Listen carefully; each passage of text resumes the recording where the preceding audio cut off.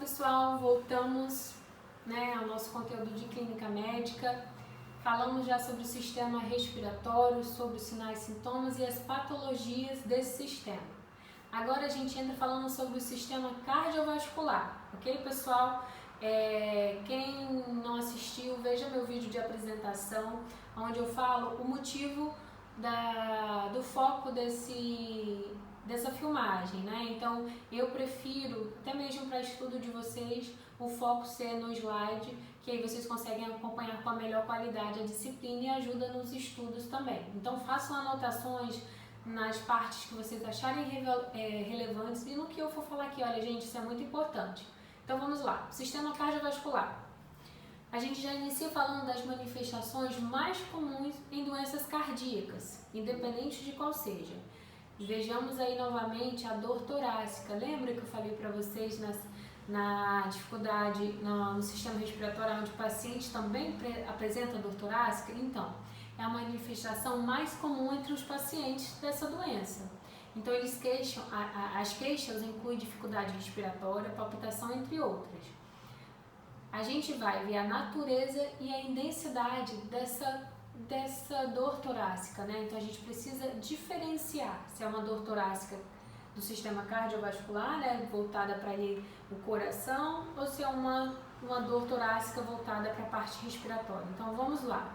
A gente vai verificar se ela é aguda, crônica, se ela tem uma queimação, uma pressão, é contínua, é compressiva. A gente vai usar a escala de 1 a 10 para comparar a intensidade, o início e a duração, localização, irradiação. Por exemplo, eu sinto uma dor aqui no peito, vai até a mão, eu sinto dormência, então a gente vai investigar isso. Fatores precipitantes e atenuantes, ou seja, o que faz ele ter essa dor? É numa atividade ou não é? Em repouso? Sinais e sintomas associados, né? Um ponto das manifestações é a dor torácica. Segundo ponto é a dificuldade respiratória.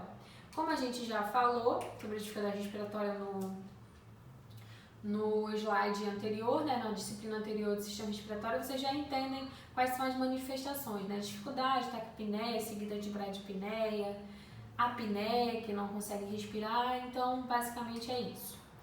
Terceira manifestação, palpitações ou taquiarritmias.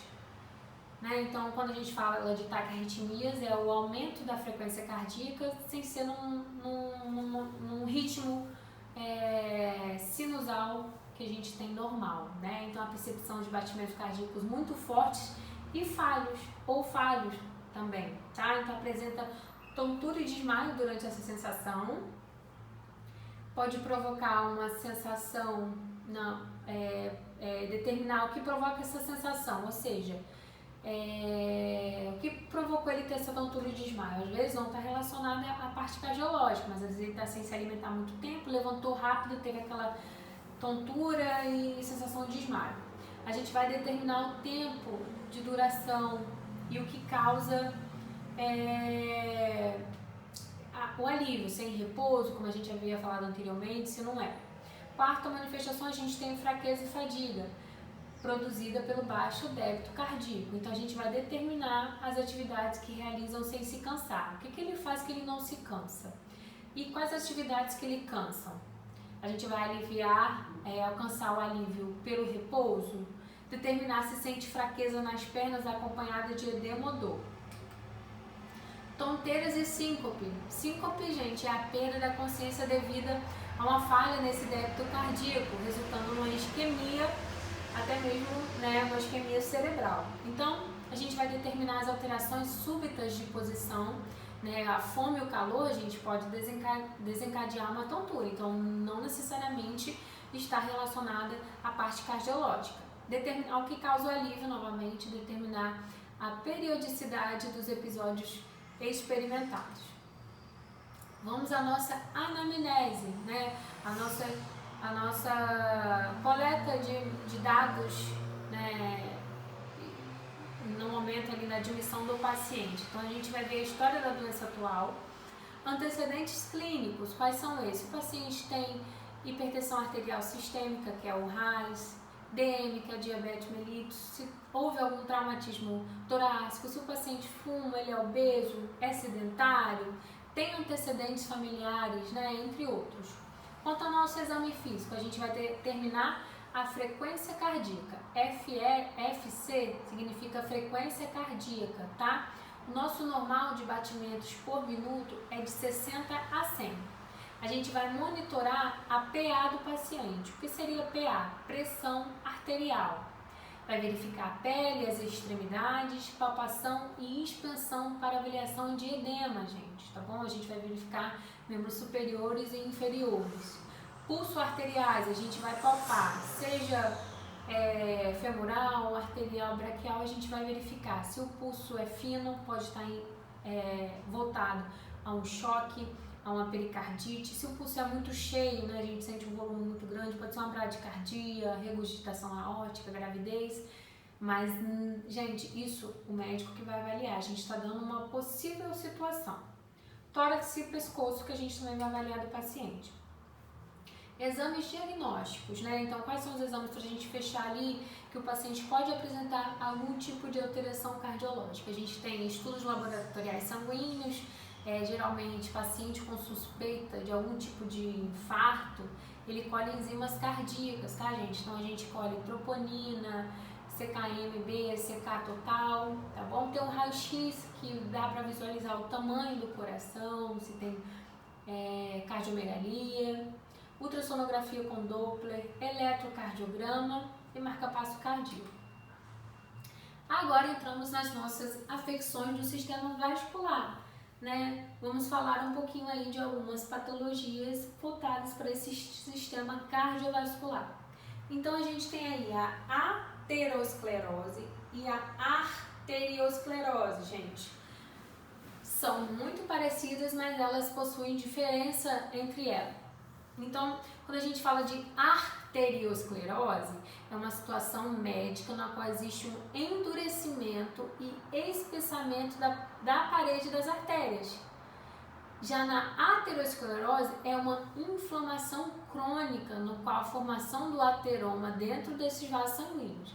Então, quando a gente fala de arteriosclerose, é o endurecimento e espessamento das paredes das artérias, né? Que há uma perda na elasticidade arterial que costuma provocar o aumento aí da pressão arterial sistólica e a diminuição da pressão arterial diastólica. Então, é o relaxamento e a contração da pressão. E é quase universal, gente, na velhice, predominantemente no século masculino, já que as mulheres desviam suas gorduras sanguíneas para a produção de estrogênio. Então, vejamos, a arteriosclerose é um endurecimento e espessamento das paredes das artérias, muito comum, né, na velhice. Já a aterosclerose, né, é uma inflamação crônica que ocorre a formação de ateromas. O que são ateromas? São placas compostas especialmente de lipídios, ou seja, de gordura e tecido fibroso, que se formam na parede dos vasos, levando progressivamente à diminuição do diâmetro dos vasos, podendo chegar à obstrução total do mesmo. Então, essa aterosclerose em geral é fatal e que afeta as artérias do coração e até mesmo do cérebro, tá, gente? Então, aí a diferença entre uma e outra. Manifestações clínicas pode afetar todo o sistema vascular. E quais são os sintomas baseados na área? A gente tem cérebro, que pode apresentar uma isquemia cerebral. Quando voltado ao coração, infarto agudo do miocárdico, angina. Sistema gastrointestinal pode apresentar até mesmo um aneurisma abdominal. O tratamento, modificações dos fatores de risco, né? Cirúrgico, angioplastia, aterectomia. Então, gente, a prevenção é estilo de vida saudável, alimentação saudável, até mesmo, né? Você pode, eu como tudo agora, não tenho nada, mas futuramente você pode estar aos pouquinhos sobrecarregando, né, essa artéria com lipídios. E nossos cuidados, a intervenção de enfermagem, evitar a situação de estresse, a redução do peso corporal, né, a orientação, porque isso é mais na parte, né, da nutricionista, controle índice glicêmico, atividade física frequente e evitar tabagismo. Essas são as nossas orientações ao paciente, né, deixando bem claro. Aí tem uma imagem ilustrativa, né? A aterosclerose, como a gente já falou, é uma doença inflamatória e ela vai, né, formando placas compostas especialmente por lipídios, como a gente falou, e dentro dos vasos sanguíneos. Consequentemente, ela vai obstruindo, né, a passagem, fazendo com que o paciente possa ter várias alterações. Essa placa de gordura, ela pode, né, fazer com que acumule um coágulo e o paciente tenha uma embolia pulmonar, né, uma trombose, enfim.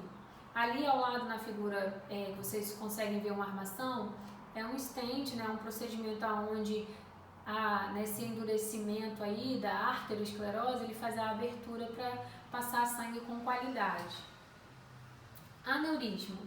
Um aneurisma é uma dilatação que se forma em uma artéria, em decorrência a uma vasodilatação anormal, tá, gente? Então, essa protuberância cresce progressivamente até que ela se rompe. O paciente pode evoluir ao óbito, né, dependendo da situação.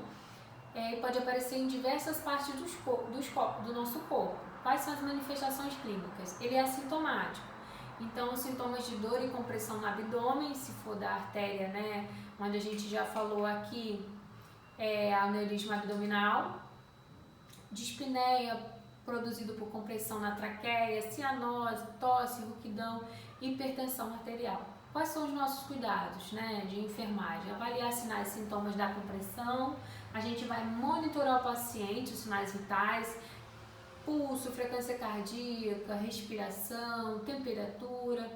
Esse ADM é a administração de medicações prescritas. A gente vai manter a cabeceira elevada a 45 graus, tá? Em reposição de líquidos. Aí a aorta normal, o aneurisma da aorta abdominal. O cerebral, tá vendo? Viram bolhas, né? Onde ela pode explodir a qualquer momento. Aqui a gente fala da famosa TVP. É uma trombose venosa profunda. É uma situação grave caracterizada pela formação de coágulos, de trombos, nas veias profundas das pernas, que podem dificultar ou até mesmo bloquear a passagem de sangue.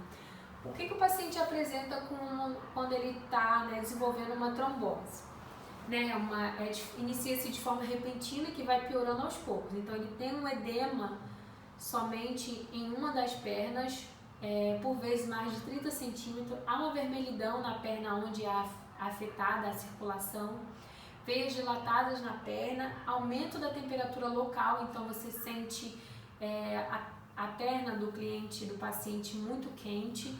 Ele sente dor quando a gente toca e há um enrijecimento dessa pele. O tratamento, gente, é feito com o uso de medicamentos anticoagulantes, Clexane, famosa heparina, que é receituado pelo médico cardiologista, cirurgião vascular, até mesmo clínica médica, clínico geral, desculpa se for no atendimento de pronto atendimento, né, de uma UPA dessa. Então, eles vão prescrever anticoagulante, vão pedir coagulograma para verificar aí a circulação, o que está acontecendo com essa paciente e o tratamento mais adequado. Intervenções, nossos cuidados de enfermagem, né? Auxiliar a calçar meias elásticas depois dessa fase aguda, elevação total das pernas, né, para estimular o retorno venoso, administrar analgésicos em casos de dor e iniciar exercícios ativos. Aí a imagem onde mostra, né, o membro afetado, o edema, a hiperemia, o calor na região. Vocês podem observar na figura ao lado com margem azul. Ali está mostrando a circulação normal, está vendo a passagem de sangue. Na trombose é feito uns trombos onde impedem a circulação e isso pode, né, esse trombo ele pode descolar da veia, consequentemente evoluindo para uma embolia pulmonar, né? Então pode ir lá para o pulmão e obstruir a passagem de ar e o paciente, infelizmente, pode até evoluir para o óbito se não tiver o cuidado de imediato. Vamos aí a distúrbios cardíacos. A gente vai falar sobre angina, né, pectoris ou do peito.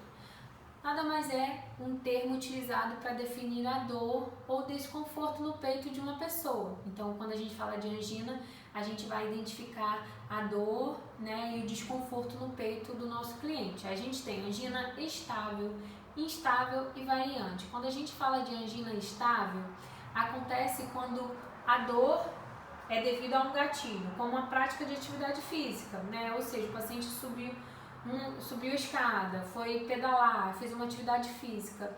E nisso, com o uso de medicamento e descanso, melhora. A dor no peito passa, a precordialgia passa. Então a gente chama de angina estável.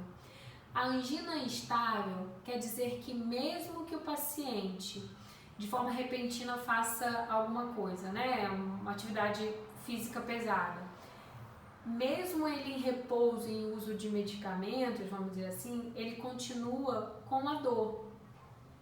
Então, geralmente a dor continua mesmo quando a pessoa encontra-se em repouso. Né? E é causado por conta desse depósito de gordura nas artérias que a gente já falou, né? Da aterosclerose. Ou até mesmo por coágulos sanguíneos. Já a angina variante, também é causada por um espasmo de uma das artérias, pelo fato de ter estreitado de forma temporária. Perdão, tá, pessoal? Esse tipo de angina também pode acontecer até mesmo quando você está deitado, e na maioria das vezes é muito grave. Então a gente tem aí estável, o paciente faz uma atividade brusca, uma atividade física, porém quando ele toma medicação e fica em descanso, a dor passa. Instável, o paciente, por sua vez, mesmo que fique em repouso e tome medicação, a dor é predominante, então ele fica com precordialgia. E a variante é pior ainda, mesmo em repouso, sem fazer nenhuma atividade física, o paciente tem a dor no peito, a precordialgia, e consequentemente essa angina variante pode evoluir para um infarto, tá bom?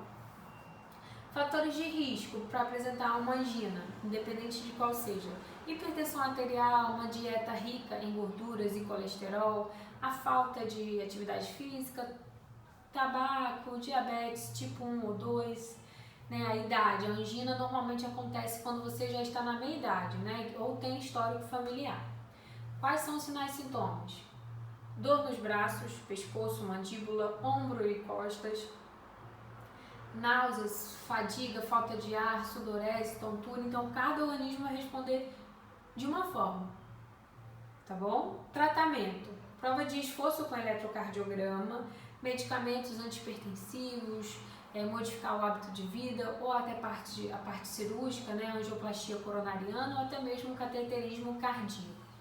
Nossos cuidados: a gente vai proporcionar alívio da dor com analgésicos conforme prescrição médica, posição de decúbito dorsal, administrar oxigênio, monitorar o paciente verificando a frequência cardíaca, pressão arterial. A gente vai reduzir a ansiedade e usos de ansiolíticos, né, com o uso de ansiolíticos.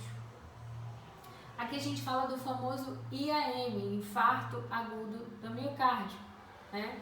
Então é uma necrose em uma parte do músculo cardíaco causada pela ausência de irrigação sanguínea, gente, que leva nutrientes e oxigênio ao coração. Então esse resultado é de uma série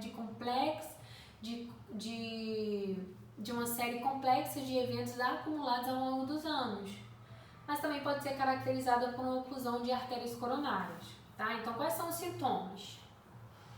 Dor fixa no peito, ou seja, a famosa precordialgia, que pode variar de fraca a muito forte ou ter uma sensação de compressão no peito, que geralmente leva cerca de 30 minutos.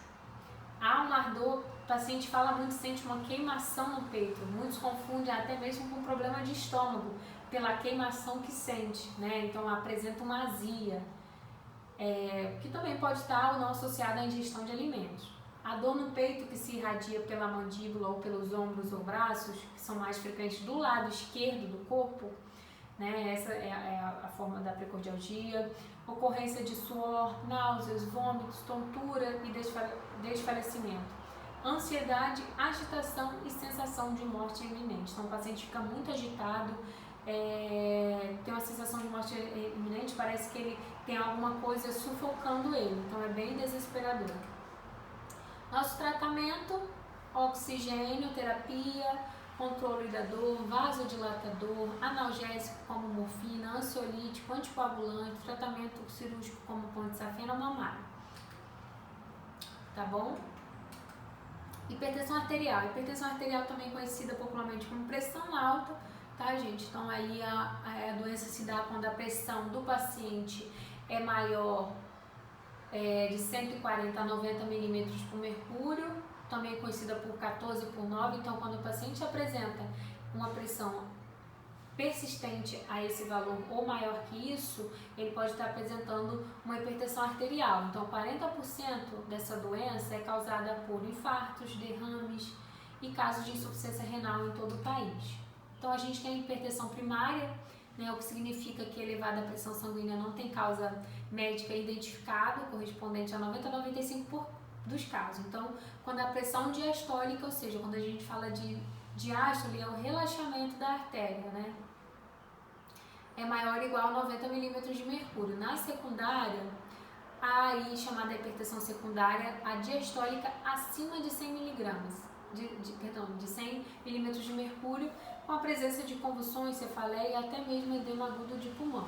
Já a hipertensão maligna, né, é uma condição grave de hipertensão arterial, caracterizada pela elevação importante e aguda da pressão. O paciente pode sofrer um acidente vascular encefálico, uma isquemia cerebral devido a isso.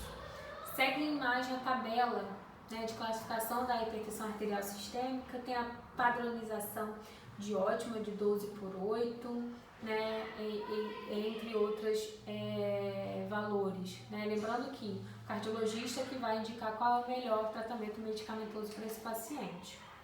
Complicações do paciente com hipertensão arterial sistêmica: angina de peito, infarto no miocárdio, insuficiência cardíaca congestiva, insuficiência respiratória, acidente vascular encefálico. São essas complicações. Qual o tratamento? Perda de peso, gente, limitar álcool, aumentar a atividade física, diminuir a ingestão de sódio, parar de fumar, reduzir a ingestão de gordura e terapia medicamentosa.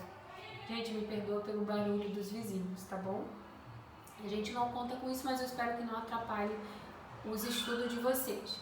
Intervenções de enfermagem, gente, novamente, verificar a pressão arterial, orientar quanto ao tratamento, né?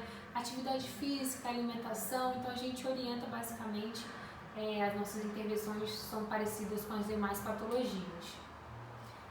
Vamos parar aqui no sistema cardiovascular e no próximo vídeo a gente vai falar sobre o sistema neurológico, tá bom, gente? Bons estudos para vocês, estou à disposição em caso de dúvidas. Beijo, tchau, tchau!